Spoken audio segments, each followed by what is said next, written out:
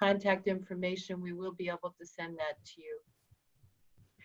If you could please utilize the chat feature if you have questions at any point during the presentation.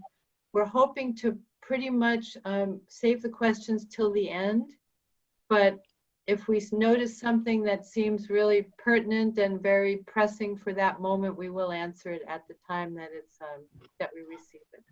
Thank you. Next slide. So I'd like to share a little bit of information about our Educational Opportunity Center program at VSAC. As I mentioned a minute ago, it's a federal TRIO program, and we offer services throughout Vermont. We have 7 counselors who serve people around the state. Typically, many of you would have seen us in your offices. Right now, with COVID and things changing, we're meeting people virtually. So we're meeting people by phone and by Zoom. And we want to make sure that people know that we are still just as available, just in a bit of a different way than we were before. 2/3 of the people that we serve are meet low to moderate income guidelines and are first generation students. So that's really where our passion is to help people who have, you know, not had the same opportunities to access higher education, with really supporting them with reaching their goals. So, but again, you can always think of us as really working with anyone. So for service providers who are joining us, please think of us when you have any student or somebody who's thinking of school, that we're here to help them. And for any students who may have joined us today, again, as Andrea mentioned, we'll have some contact information at the end where you can reach us, or feel free to leave us your email in the chat and we can reach out to you to offer any support you might need. Great. So we have a variety of services and resources that we can offer you throughout the year. We offer, when it's not COVID, we often have workshops that we do for any group who's interested in having us. We also offer workshops to the public in several different settings. But mostly we do our work one-to-one with potential adult learners, or adults who are interested in any kind of further education or training to help them reach their goals. So we offer career exploration, where it's not really career counseling, but we certainly can do career advising. We encourage people who do not yet have a high school completion credential to pursue a high school completion, and we do referrals for that. We have a lot of information available for all different kinds of educational opportunities, and of course, many of them are online at this time, and many more people are pursuing online at this time. We do a lot of referrals to other agencies and other organizations and other educational institutions. And we do a lot of support with explaining the whole financial aid process, hoping to empower people so they understand what it is they're applying for. We help them apply for all different kinds of funding. We also have a whole scholarship program through VSAC. Our new booklet will be out in October. Usually it will be available online or on paper. And the deadline for the VSAC scholarships, just for your information, is always usually in February. So there's several months people have in advance of, this is for the following academic year, meaning fall of 2021. And we also assist people with identifying, locating, and applying for grants. And also we have some other resources we'll talk about later that we help people with. So we're kind of like guidance counselors for adults. That's how I see what we do, our role. Thank you. Next slide. So in talking about the advancement grant, I think it's really important to think about the wide variety of different types of trainings that it can be used for. I think many of us have some pretty common ones that we are aware that students regularly use. For example, on this slide, we'll see commercial driver's license. It's extremely popular. Licensed nursing assistant. But we want to really help people understand that there are so many different types of trainings that are available that this type of grant can be used for. One that we don't have on here, which I think is also helpful, other than commercial driver's license, is regular driver's license. Cartoon art training, manufacturing, career readiness certifications. And you'll see on here, in this variety, you'll see some that are really the base, trying to get your foot into the door into learning what it is to be a student out of high school again, maybe getting a feel for what it might be like to take your first college class, to something very hands-on and tangible.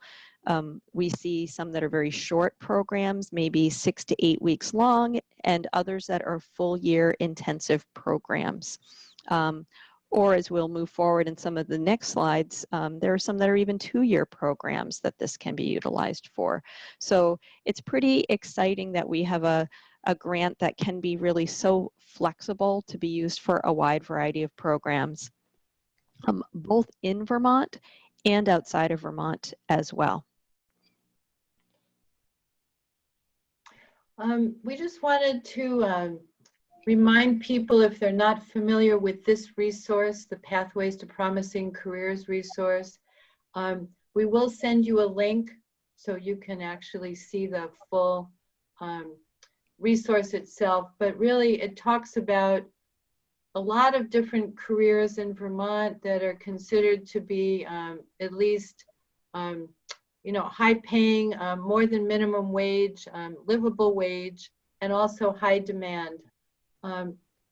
Most of these jobs have a median wage of $20 an hour, which doesn't mean they start at that necessarily, but that's kind of the average for what people will be paid. And also these are all jobs that have predicted openings, a lot of openings over the next 10 years. So you can get a hard copy of this resource, or we will send you the link to the online. And the research that was done and the printing of this resource and the updating of it is by a generous foundation grant, and also the Department of Labor has been very involved in keeping this resource available. Okay. So when we're thinking about certifications, we don't ever want to overlook the variety of programs that are available with our Vermont State College system. This is not an exhaustive list by any means, but it can give you an idea of how many and the variety of different options that can be available through the Vermont State College system.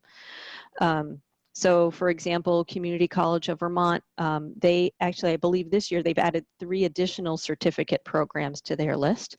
They offer workforce education programs, credits for education and training programs. Castleton has an amazing Center for Schools that is really, in each of these, again, as Andrea mentioned, we're going to be sending out some supplemental information, so you'll see links to each of these resources. Our Northern Vermont University offers a variety of programs online now. And again, Vermont Technical College, we'll see both these system programs, and we'll be talking a little bit more about apprenticeship as well. One thing I'd like to note is when we're looking at programs that are certificates at the college level, sometimes there are multiple paths that students can take for financial aid. The advancement grant can be one. Traditional financial aid, where we support students with completing the FAFSA and maybe the Vermont grant application, can be another.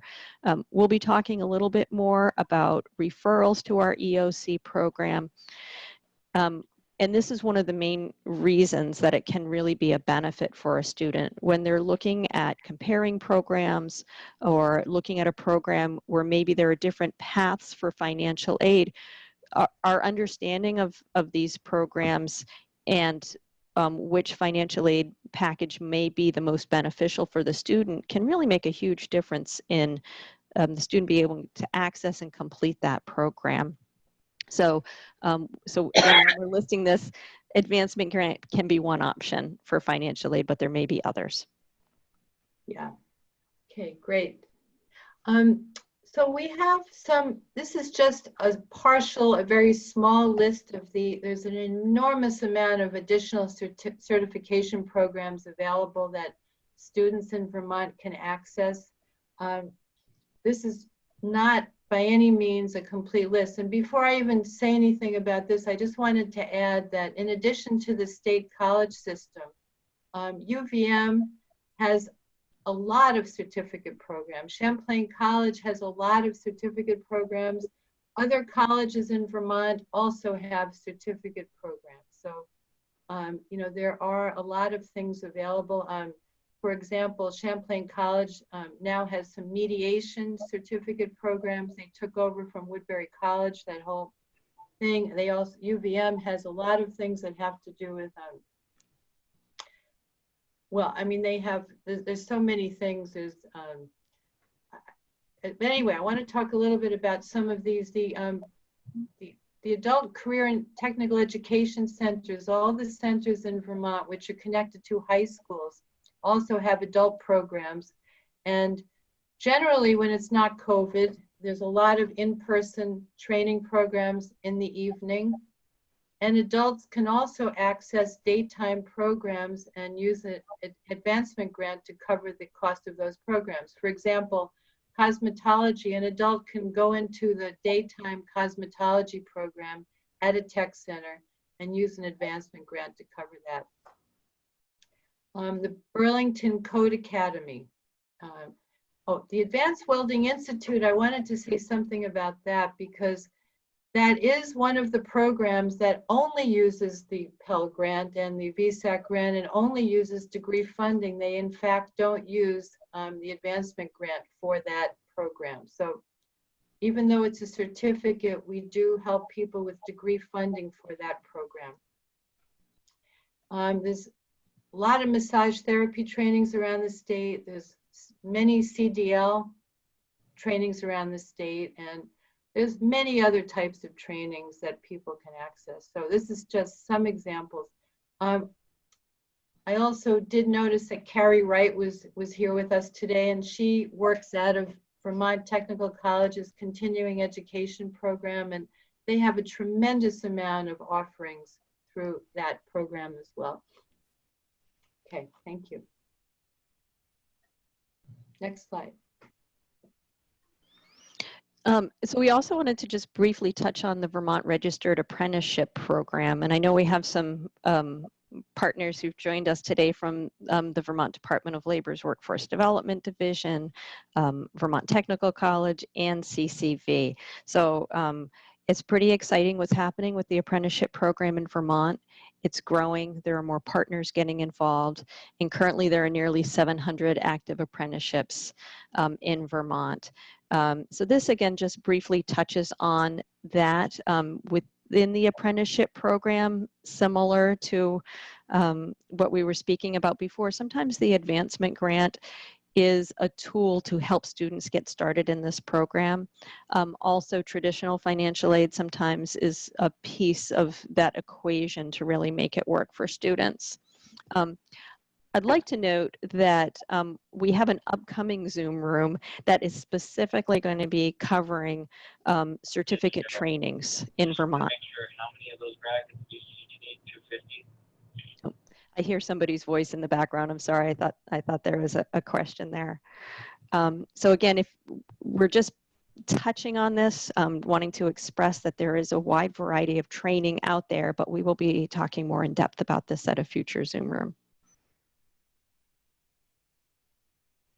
So we're really going to be talking today about three major funding opportunities, two of them that are available through VSAC, and then we're going to talk about also some of the resources that our partners around the state are able to provide for our participants.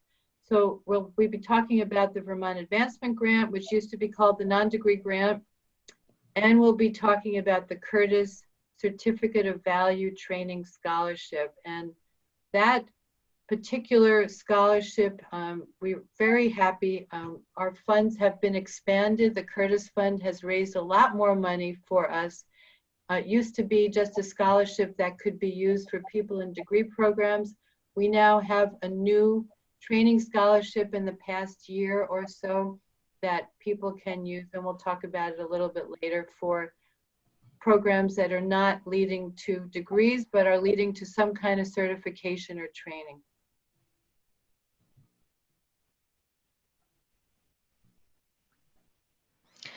So the Vermont Advancement Grant, again, as Andrea stated, formerly known as the non-degree grant. It's intended to help Vermonters enhance their job skills and improve employability, or to provide non-traditional students with an introduction to post-secondary education program. So I think it's important to really think of this definition as the framework for why the advancement grant can be used for a number of different types of trainings. So when we're talking about enhancing job skills that improve employability, that there expresses there are such a wide variety of different employment opportunities out there, different paths that people take in their career. So therefore, there are a number of different trainings that this could be used for. But I also am really excited about how the advancement grant can give an introduction to post-secondary education for students. And we will talk about that again a little bit more in upcoming slides. But what that really means is, I think for many students, it's a great, safe way, more simple way to try out that first college class, to get their foundation, to gain their confidence as a student, and to really then be able to plan their next steps with more information. Okay, so a little more about the advancement grant. To be eligible to receive the advancement grant, you do have to be a Vermont resident. So someone has to have lived in Vermont for a full year. Advancement grant can be used by people who have completed a bachelor's degree or even a master's or a doctorate. Any kind of, doesn't matter what your educational background is. It really has more to do with if the training will improve your ability to get a job or to assist you in being able to pursue further study. This year, the advancement grant went back up to $3,000 maximum for the year. It was $2,500 for the last several years. But for this year, at least, we do have a $3,000 maximum. People can use the advancement grant for up to 2 terms per year. And actually, you can have up to 2 classes in a term. So let's say you're taking 2 different classes at the same institution in the same 3-month period. So when we talk, there's 4 terms in the year. So we're talking, it's almost like the 4 seasons in a way.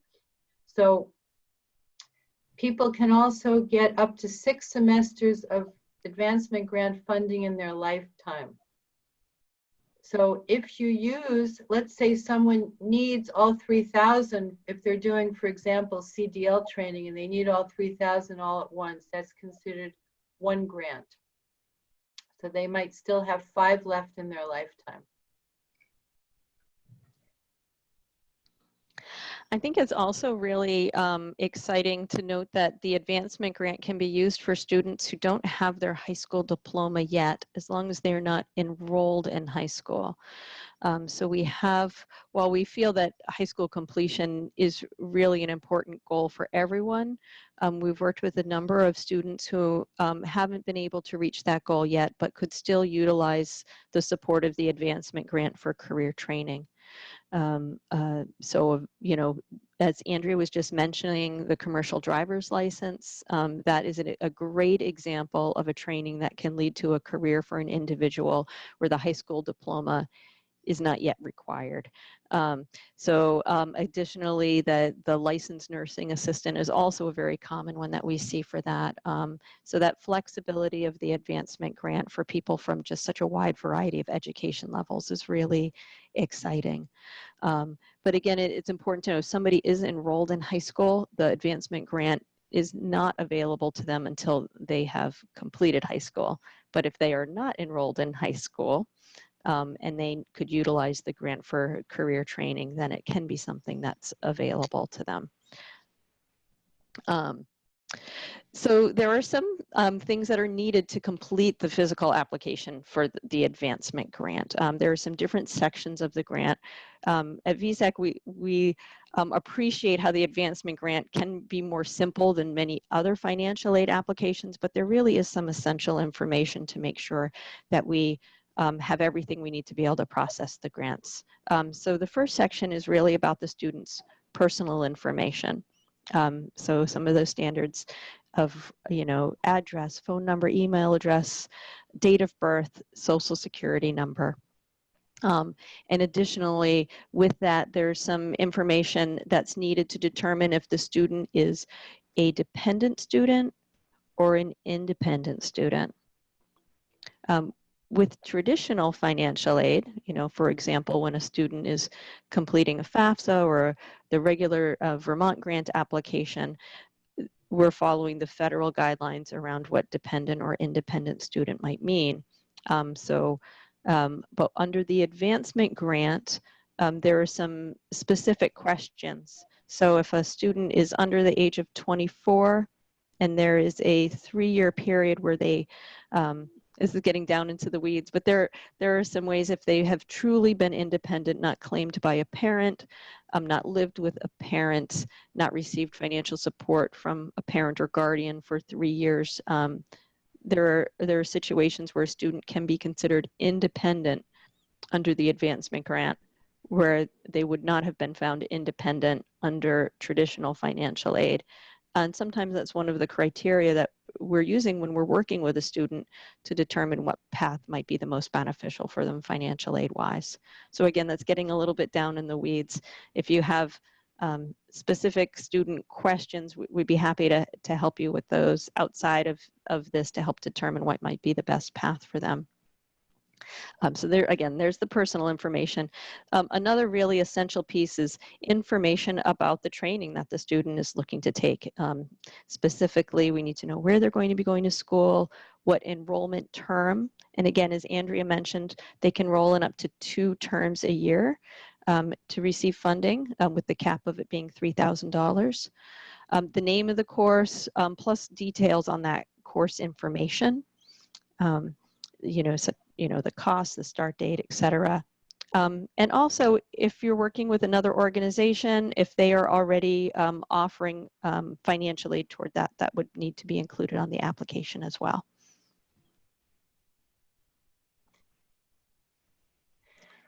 And of course, the advancement grant eligibility is specifically based on the financial situation of the person, and if they are part of a family, if they are married, if they, the family size, all those other things are important. So if people, as of several years ago, we're looking 2 years prior. So people are using 2 years prior information, financial information. So if you're applying for 2020, we're actually asking for 2018 financial information, which is a long time ago. If people did complete a tax return, then we would need to have a copy of it with W-2s, if possible, sent to VSAC. If someone did not complete a tax return, that's fine, but we still need to have information about whatever income they did have. So if they received child support, if they paid out child support is another important thing. Any untaxed income that they may have received, and also they're looking at assets. They're looking at if they have a home, it's the home value and the debt on the home. If they have a business, it's the value and the debt on the business. If there's any real estate or anything, investments, they do look at that as well.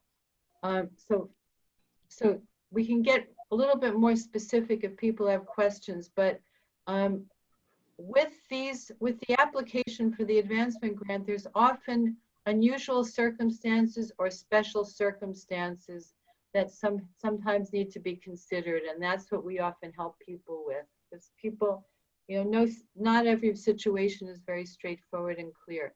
For example, if someone filed with a spouse in 2018 and then either was widowed or got divorced since then, we remove the information from the other person, the other partner. So there's a lot of variables involved. Okay.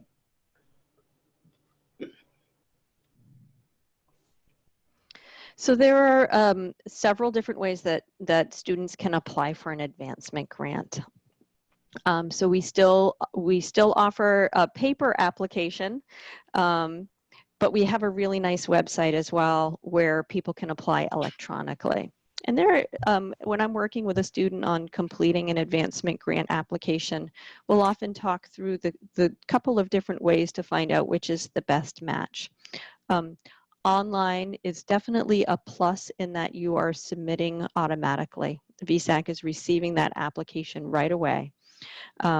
What a student would need to do is to visit the vsac.org website. If they don't have one already, they'd create a My VSAC account. And then in their My VSAC portal, they would click on the Grants tab and complete the advancement grant application. And it would include all of those sections that we just spoke about. The paper application is available either for download or by contacting VSAC. As counselors, we always have a stack of them as well. Sometimes I'm finding that they can still be helpful to do a paper application with some students. That pen and paper can be a great way to collect information, or if we don't have all of the information to complete an application, I might do most of it in a virtual meeting with a student and then mail it to them to complete. Of course, there's a couple of steps in the way there, and we would just want to make sure that the student has the tools they need to submit the application. As Andrea mentioned, financial information is important, and if a student has, or if they're a dependent student, if their family has filed taxes from 2 years prior, then that tax information would need to get to VSAC. So through the online My VSAC portal, there's a function where students can upload their tax information. That can be a really quick way to do that. They can also mail that information to VSAC. In this COVID environment, sometimes getting that tax information is kind of complicated. And that's one of the reasons that we really, well, there are many reasons, but that's a primary reason why we like to really encourage anybody who's doing the application to work with an EOC counselor. Sometimes we're working with a student and it goes like clockwork. We have all the information, we upload that application and they're in great shape. A lot of times people have complicated situations happening in their lives. They might need some counseling support around how to really answer a question, or support around figuring out how to get a copy of their taxes. So we are available and we do these multiple times every day. And so we would really prefer to do the applications with students. It helps them feel more confident about what they're doing. It helps us ensure that complete applications are getting up to the grants department. And oftentimes in working with an EOC counselor, there are additional resources that can be available for that student. So if in doubt, our advice is to refer to an EOC counselor, and we're happy to help them with that piece. I want to say two other things about before we change the slide.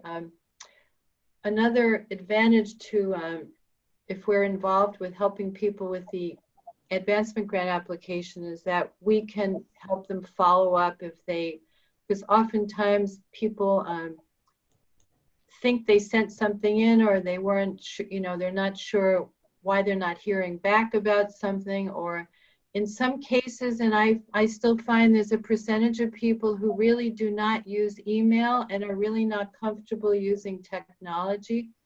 And that's fine. That's when I use paper copies, paper applications with people. And because if some people really don't know how to or don't have access to the technology to check their own My VSAC account or even to create their My VSAC account. So in that case, we can use alternative ways to do that. And oftentimes, they have something on their to-do list, but they don't realize they have it, or they don't know what they're supposed to do to complete what's on their to-do list. So if we are working with them, we can help them with that. Mm-hmm. Andrea, I'm seeing a question that came in the chat that seems connected with what we're talking about. So maybe we could just pick up this one while we're here.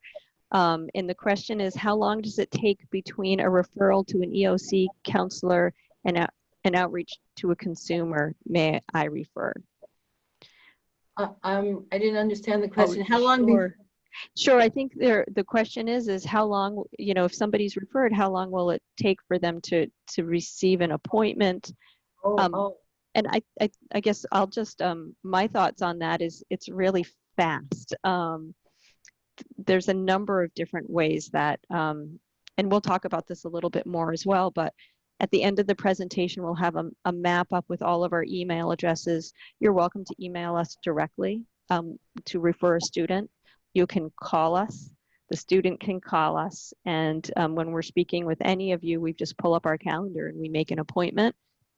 Or occasionally, we have availability right then. And so in this COVID world, I've been taking referrals a number of different ways. People call our 800 number to schedule an appointment. People emailed me directly. I get texts and phone calls directly. We've become really flexible to try to meet people's needs. Each of us around the state, it can work a little bit differently. So maybe I'll pass it to you, Andrea, to talk about how it is to schedule in your region. Yeah, I mean, since I'm on my email every day, as soon as I get an email from someone with a referral, what I generally do is send an email back to the person who referred the person to me and to the person they're referring. So if you have someone, I'm happy to respond to both of you at the same time and schedule right away. And usually what I do also when I've met with someone, if someone referred someone to me, I send an email to the person I met with and to the person who referred them as a follow-up to our meeting. And I basically summarize everything that we covered in the meeting. So you always know where we're at. You know, that's, in the old days, we used to send you copies of our contact sheets in the mail, which was, you know, years ago, but you know, for sure, I'm happy to do that. I'm happy to keep you in the loop and to respond to both you and your participant immediately. Great. And I'm seeing a number of other questions coming in, but I'm thinking just because we have some time set aside at the end for questions, how about we'll keep going with the presentation, and then at the end we'll go through your questions and make sure we get them all answered. Okay, but feel great. free to keep adding them to the chat because I see some great ones in there. Okay, just, you know, I'm quickly just going to go over this. So I mentioned before that we assist people with appeals. There's, people can do financial aid appeals based on a lot of different situations. For example, if 2020 income is going to be lower than 2018, we still have the person fill out their application with 2018, but then we do an appeal. And there's an actual form that we use, and we can help people with that where they can estimate their 2020 income. Especially, and we now have a couple of questions related to COVID-19 and, you know, people who've been affected in different ways by that. Sometimes generally you can't get another advancement grant for the same class if you took it once before, but sometimes there are exceptions to that and we can appeal that. Sometimes someone is considered to be a dependent student because they don't fit the criteria that we talked about before. But there's many cases where we do appeals around independent student status, including something we call a dependency override. If a student happens to have been in a situation where they had abuse or neglect, we can help them do an override to their and become an independent student. Also, if someone has been in state custody, if they've been in foster care, they're considered independent student. So we help people with that. And there's other, as I mentioned, divorce or a death in the family, there may be other reasons to apply for special circumstances. Okay.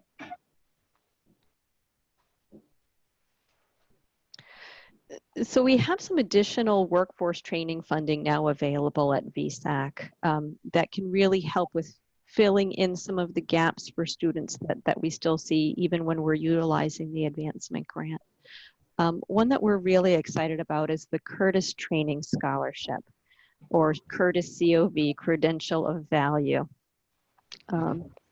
So the Curtis can cover an additional $500 to $1,500 gap towards the course of a certificate program. So again, I say certificate because that certificate piece is an essential component in order to be able to utilize this funding. So an example of that, as Andrea had mentioned earlier, the commercial driver's license, we'll keep utilizing that as an example because it's a great one. I believe the cost, at least in my region, is about $5,500 for the CDLA program. The advancement grant can provide up to $3,000 towards that cost if the student is eligible. But there's still a gap there in funding. So in working with a VSAC EOC counselor, we can nominate students for a Curtis Training Scholarship to help with filling that gap. So again, that could be an additional $1,500 towards that. It can be a game changer, a really big difference to help a student with being able to obtain that training. There are also other times where that can be helpful. And another example could be a student has taken an LNA course in the past and utilized the advancement grant, but they weren't able to successfully complete the class. Now they're ready to take that class again. But you can't use the advancement grant again for the same class in most situations. This is a place where Curtis can step in and help that student with meeting that need. Again, we could talk about a lot of different examples, but we found in many situations where this extra funding is what makes the difference.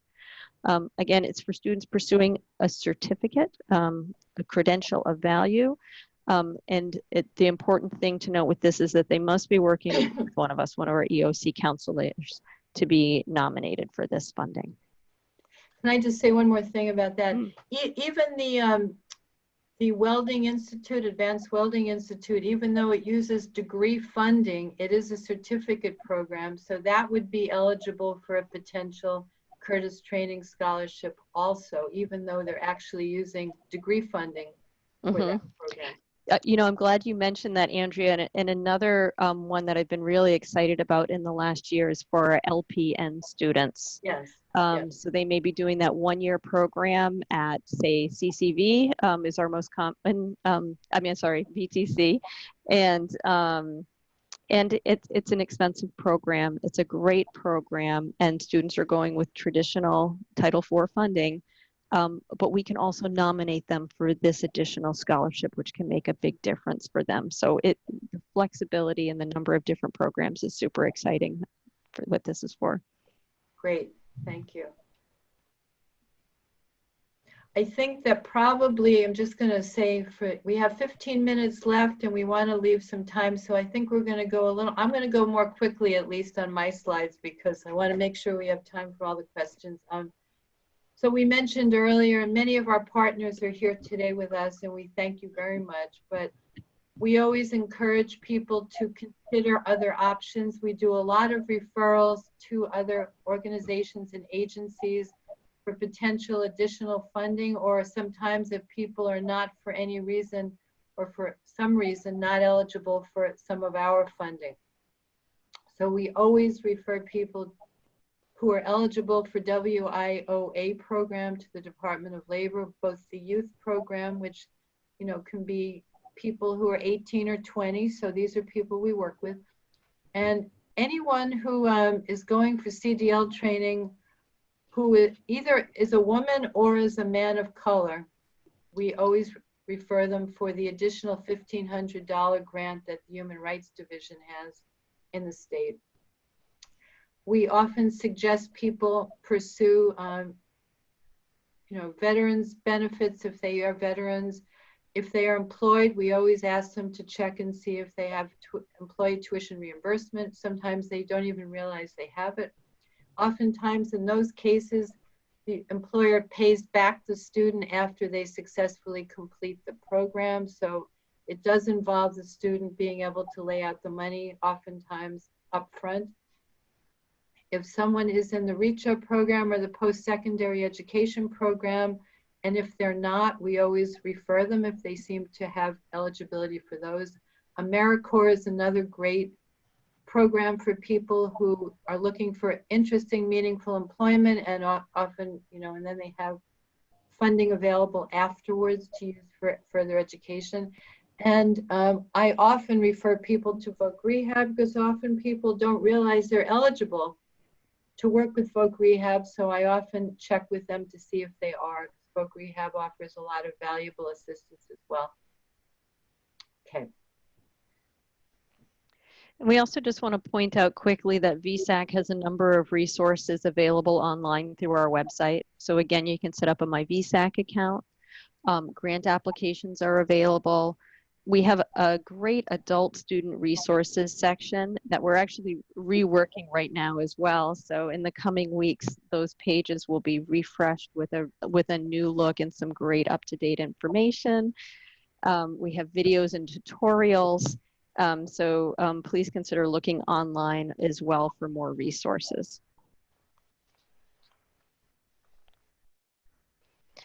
And then I'll just jump in since this one is paired with it, Andrea. Also, you'll find our adult student handbook, but this is the new look. It's going to be coming out again in just a couple of weeks. It will be available first on our website, and there are some great sections for career exploration, college and training, and funding that are specifically tailored to adult learners.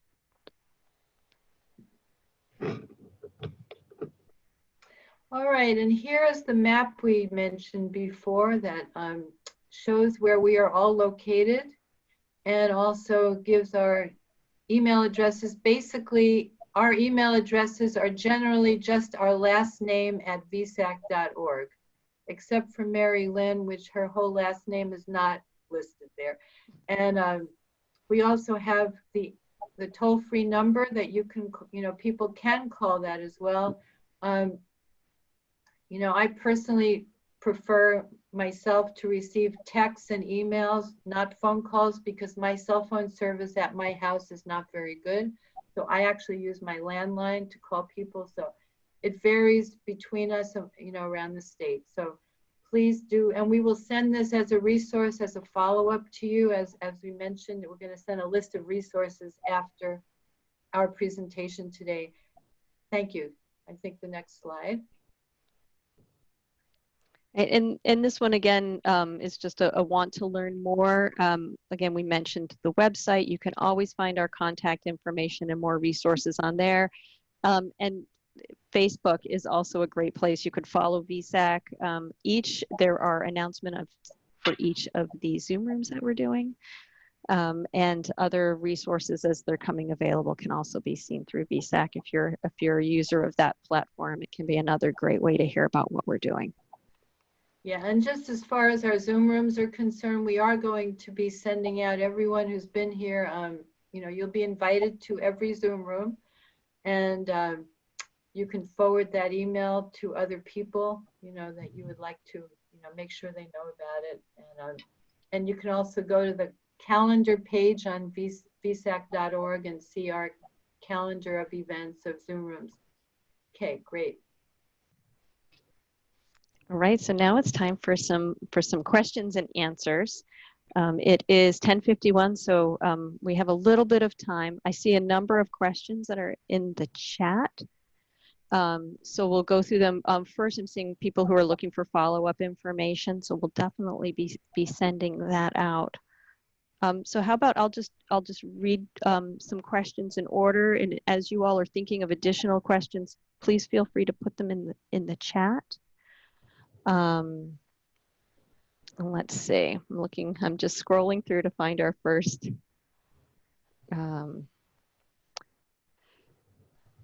So here's a question from Jay. What steps are taken to ensure that the certificate programs being offered and paid for have value in the labor market to the individual? Do you want me to try that one? Sure, that would be great, Andrea. Yeah, that's an interesting question. I think that if I meet with someone, I usually discuss with them their choice of a place to take their training, and I usually will help them evaluate whether or not this is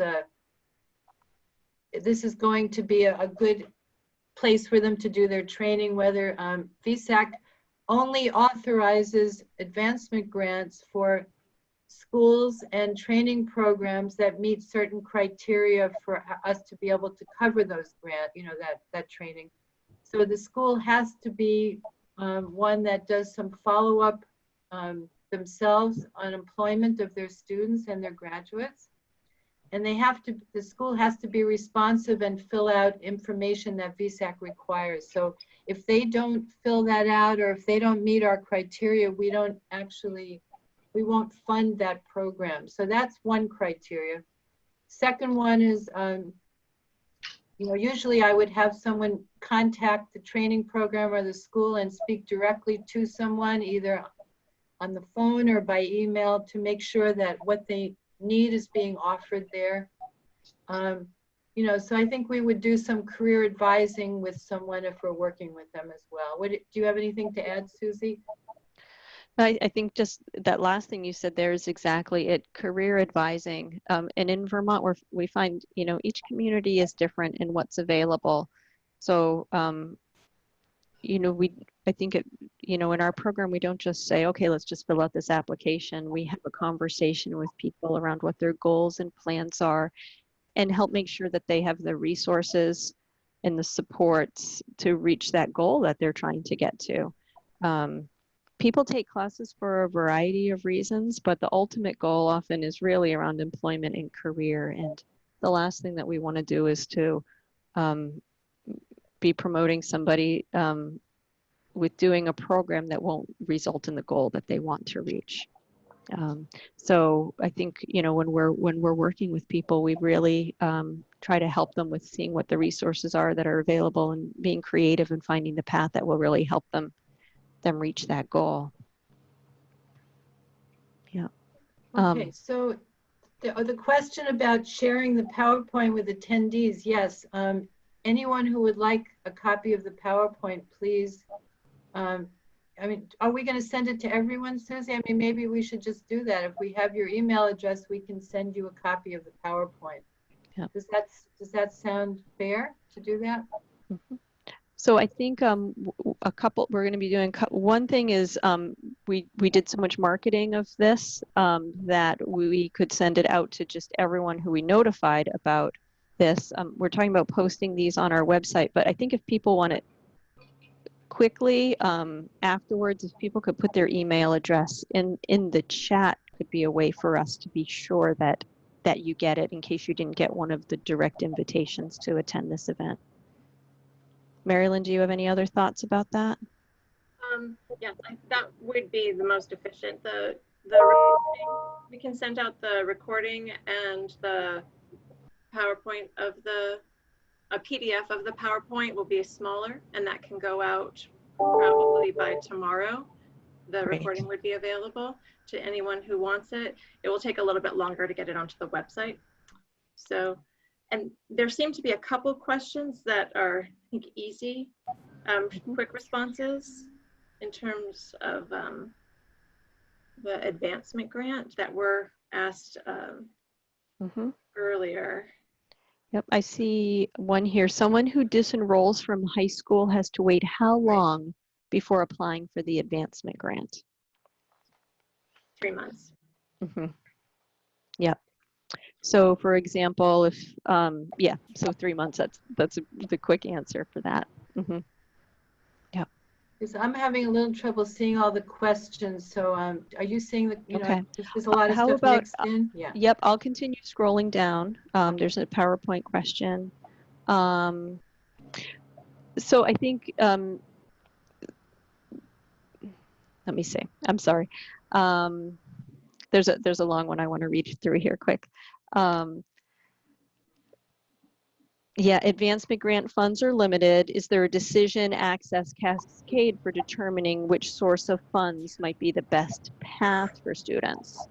If not, are WIOA funds available?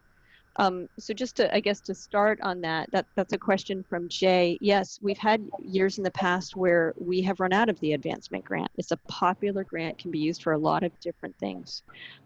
So a couple of points around that. We didn't last year. We were excited last year that we had some additional funding that helped us tremendously. But each year is different. So a couple things, if students know what class that they want to take, apply early is great. Our partnerships with organizations like WIOA are tremendously helpful. Folk Rehab, PSE, for example, because we back each other up. So if we get to a place where grant funds are not available for a student, if we've had a strong partnership and we've ensured that that student is enrolled with WIOA, our hopes is that in that partnership, the student will still be able to take that class. But it can be challenging in some situations, especially when students find a class that they want to take that starts next week and it's near the end of the year. So anything that we can do to help with advanced planning. Additionally, the Curtis Credential of Value Scholarship has been an excellent bridge for us for these sorts of situations as well. I would say, generally speaking, we go with the advancement grant first when it's available and then utilize a number of other resources as our backup and supplemental options. But again, it depends on the situation and getting a little bit in the weeds. I'll pass it to you, Andrea. I think you have some thoughts. Yeah, actually what I wanted to do is I wanted to quickly answer 2 other questions because we're running out of time. How is VSAC handling COVID-related job losses that make last year's income level no longer accurate? So just going back to the fact that they're actually looking at 2018 and then they can do an appeal based on 2020. So we're not even looking at 19 at all. We're looking at 18 and then 2020. So the COVID-related appeals are all, based on 2020, and that form is automatically generally sent to people as soon as they apply for an advancement grant or a regular degree grant, but we can help people with that. Somebody else said that I called and emailed VSAC, but no one got back to me. Is there a better way to do it and be able to talk to someone? Generally, we're going to send you the slides, but the 877, the toll-free number, would only go to people from the outreach program. So you should be able to hear from someone very quickly because people do answer the phones and get back to us immediately if there's a referral for someone in our region. So plus you can individually get in touch with us by using our last name at vsac.org, whoever your counselor is in your region. So were there any other, because it's 11 o'clock now, Susie, so I think just this one quick one, if we could squeeze it in. Kathy A says it seemed to remember non-degree grants weren't applicable for online learning. Are there limitations for the types of online learning that someone can have funding for? There are a wide variety of online classes now that the advancement grant can be utilized for. Again, it needs to meet the same criteria as other classes, but we are seeing some really great opportunities online for students that the advancement grant can work for. Yeah, and I, just to reiterate that, as long as VSAC has approved that school, if the school has never applied to VSAC to be a recipient of advancement grant funding, VSAC will send them out the questionnaire and the paperwork, and any new program can apply to be one of the eligible programs. So do you want to just thank everybody, or do you want me to thank everybody? We're sorry we went over by a minute, and we're so happy you all came, and we hope this was valuable, and we look forward to hearing from you, and we will follow up and send you all the things we promised to send you. And we hope you all have a very good rest of your day and your week. Anything else you want to add? Yes, thank you all for coming. It was great to have you all here, and we hope to see you at some future Zoom rooms. Thank you.